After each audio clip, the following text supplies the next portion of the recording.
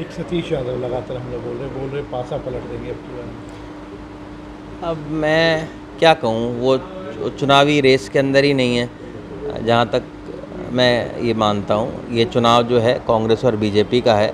आपको पता है आम आदमी पार्टी पिछली बार भी लड़ी थी, 90 की 90 सीटों पे उनकी ज़मानत जब्त हुई थी। आने वाले समय के अंदर भी आप देखिएगा कि आम आदमी पार्टी की हर सीट के ऊपर ज़मानत जब्त होगी। क्या पूरा रिस्पॉन्स आप दे रहे हैं? देखिए, लगातार मेरा जनसंपर्क कार्यक्रम चल रहा है। आज मेरा काफ़ी गाँवों में जनसभा के कार्यक्रम थे और जिस तरह का रिस्पांस लोगों का मिल रहा है, ऐसा साफ झलक रहा है कि कांग्रेस पार्टी प्रचंड बहुमत के साथ इस सीट पे जीतेगी। आज मेरे काफ़ी जगह कार्यक्रम थे। आज हमारे अंकल DK जैन जी के यहाँ आज इन्होंने कार्यक्रम रखा था। इससे पहले हमारे कंपनी बाग के अंदर एक कार्यक्रम था और अभी हमारा महाराजा जो हॉस्पिटल है वहाँ मेरा भी कार्यक्रम है। नगर परिषद के भ्रष्टाचार को लेकर यहाँ बातें हो रही थी, क्या? देखिए, आज तो पूरे शहर को इस बात का पता है कि जितना भ्रष्टाचार हमारी नगर परिषद में हो, मुझे लगता है रेवाड़ी के इतिहास में आज से पहले कभी नहीं हुआ। हर व्यक्ति फैमिली आईडी, प्रॉपर्टी आईडी की वजह से परेशान है। चक्कर पूरे दिन वो लगाते रहते हैं दफ्तरों के, पर काम होता नहीं। तो मुझे लगता है आज हर व्यक्ति इस चीज़ से परेशान है। आज गंदगी का ढेर है। आज किस तरह से आप देखिए, बेसहारा पशु पूरे शहर में, टूटी सड़कें हैं, सीवरेज ओवरफ्लो की समस्या है।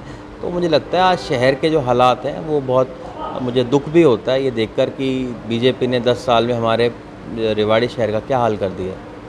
व्यापारी आपके सामने अपनी समस्या उठा रहे थे, नाक बंद करके निकलना पड़ता है, शहर के बीचों बीच डंपिंग यार्ड बने। चिरंजीव राव से क्या उम्मीदें की जाती है? देखिए, मैंने तो इसके लिए बहुत बार आवाज़ उठाई थी और मैंने कहा भी था कि इसको शहर के आप बाहर इसको निकालिए, क्योंकि शहर के अंदर आप कितनी बीमारियां बढ़ जाएंगी।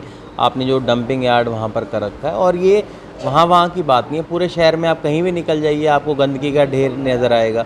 ये बात करते हैं स्वच्छ भारत की, पर आप रेवाड़ी के अंदर कोई मुझे एक मोहल्ला बता दो, कोई मुझे एक गली दिखा दो जहाँ पर कचरे का ढेर नहीं है। ये दर्शाता है इनकी करनी और कथनी में बहुत अंतर है।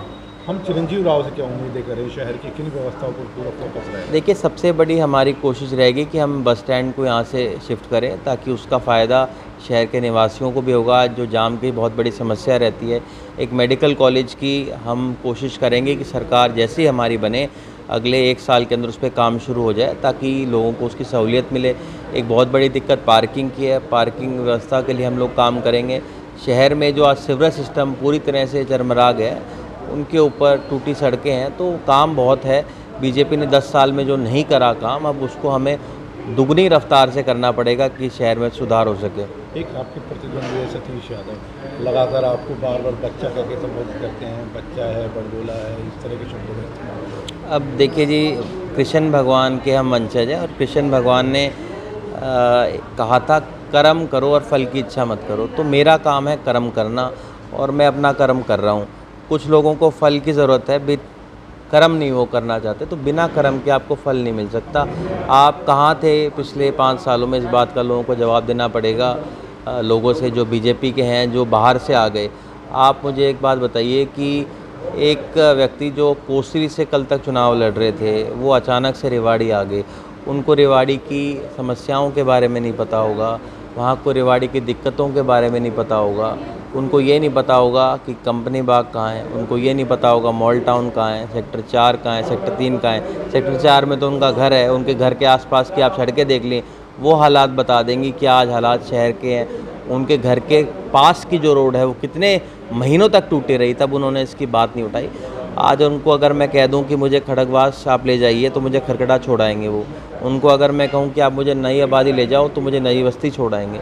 तो मुझे लगता है उनको शहर के बारे में भी पता नहीं है। और जो बार बार अपनी कर्म भूमि बदलता हो, पहले उन्होंने ये कहा कि भाई कोसली मेरी कर्म भूमि है, अब अचानक से जब उनकी वहाँ से टिकट कट गई, रेवाड़ी आ गए, तो उन्होंने कहा रेवाड़ी मेरी कर्म भूमि है।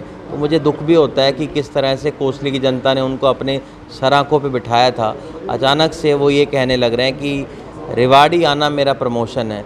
तो क्या कोसली में जब उनको टिकट मिली थी, क्या उनकी डिमोशन थी? और हो सकता है अगली बार यहाँ से हारने के बाद उनको गुड़गांव की टिकट मिल जाए और ये बोलें कि मैं गुड़गांव जा रहा हूँ तो मेरी प्रमोशन हो गई।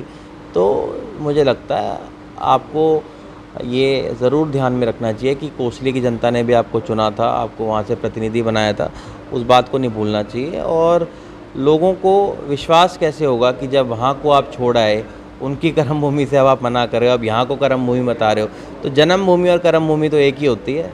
एक सतीश यादव लगातार हम लोग बोल रहे पासा पलट देंगे अब की बार। अब मैं क्या कहूँ, वो चुनावी रेस के अंदर ही नहीं है, जहाँ तक मैं ये मानता हूँ। ये चुनाव जो है कांग्रेस और बीजेपी का है। आपको पता है आम आदमी पार्टी पिछली बार भी लड़ी थी, 90 की 90 सीटों पे उनकी ज़मानत जब्त हुई थी। आने वाले समय के अंदर भी आप देखिएगा कि आम आदमी पार्टी की हर सीट के ऊपर ज़मानत जब्त होगी।